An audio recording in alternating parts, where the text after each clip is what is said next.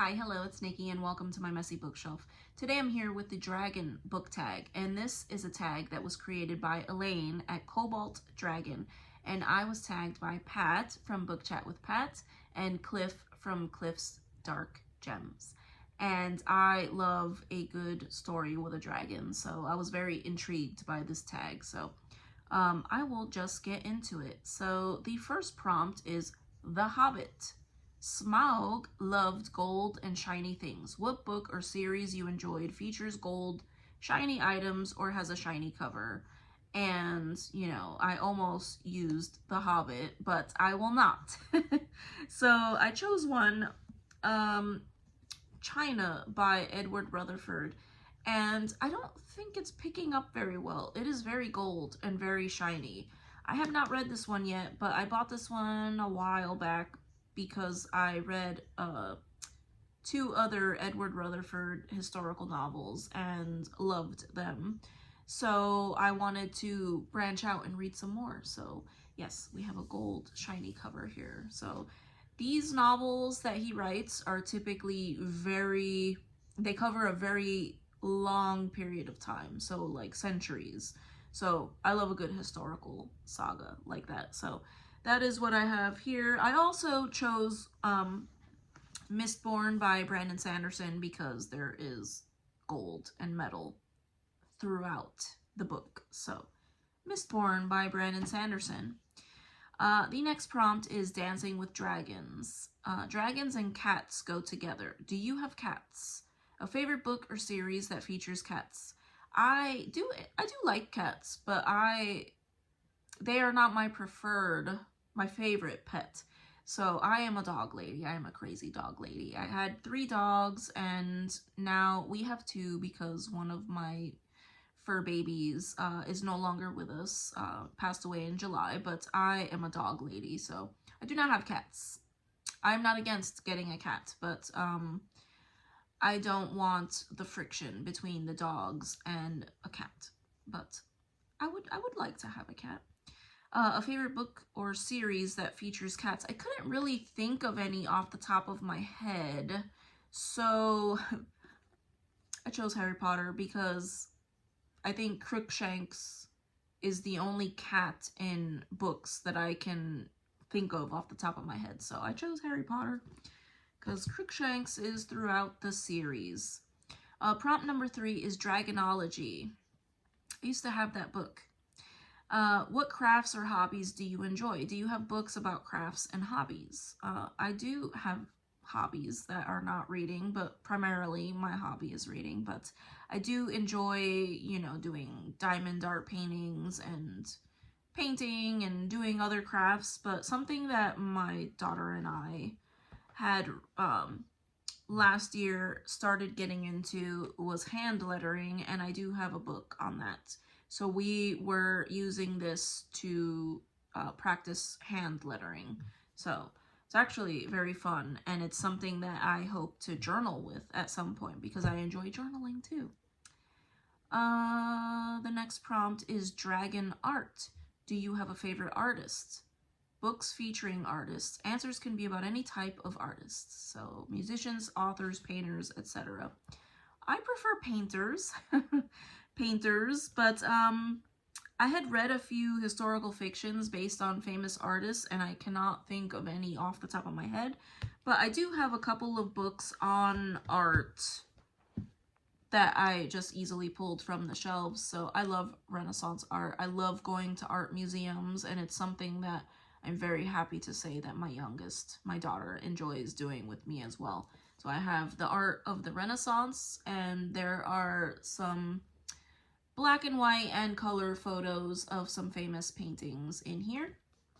And then we also have some paintings featured from the National Gallery in London in here. And this is such a cute little book, and it has like plates featuring the different paintings that are featured there. And then I couldn't not mention a book that I just finished last week, and that is The Art Thief. And this features many different pieces of art.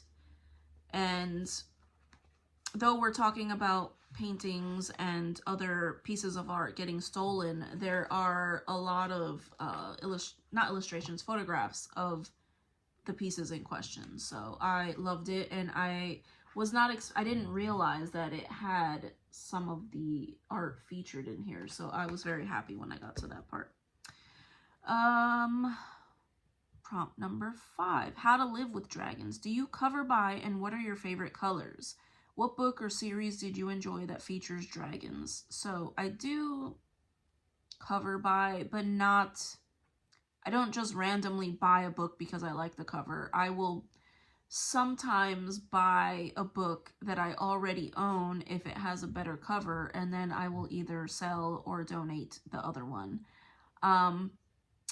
If a book has a very beautiful cover, I might be more tempted to pick it up and read the synopsis, and if I like the synopsis, I will pick it up from the library or the store, wherever I see it. But I don't just see a beautiful cover and say I need that book. My favorite color is red. I love red. And what book or series did you enjoy that features dragons? So I have loved many books and series that feature dragons.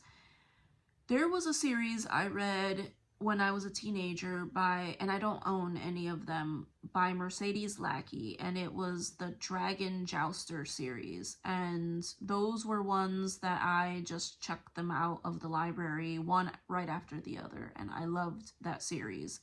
Sadly, I don't own any of those books, and I would actually love to return to her books because that was like peak high fantasy for me back in the day. But some that I have here, I have, and these are both actually middle grade.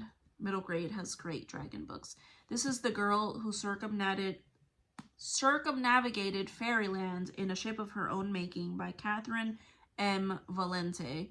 And this is a story about a little girl who goes to a magical land because her friend, the wind, takes her. And there is a very adorable friend that she meets along the way who is a dragon. And he is a bookish dragon. So he is, I can't remember if it was a he or she, but was precious. I remember that.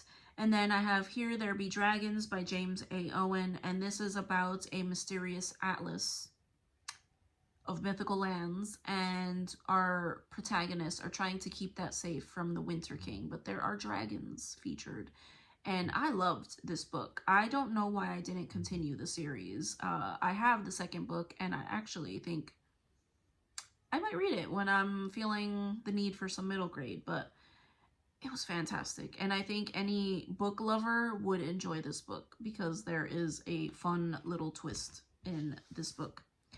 The next prompt is Star Magic. Do you have a favorite constellation, a favorite astronomy book? I don't think I have a favorite constellation. I do love going to the planetarium. I do love astronomy, but I don't think I have a favorite constellation. A favorite astronomy book. Oh. So I think this is probably the only one that I have finished and walked away from enjoying, and this is A Brief History of Time by Stephen Hawking. And I found this to be not only very informative, but the way that he writes, the way that he speaks is very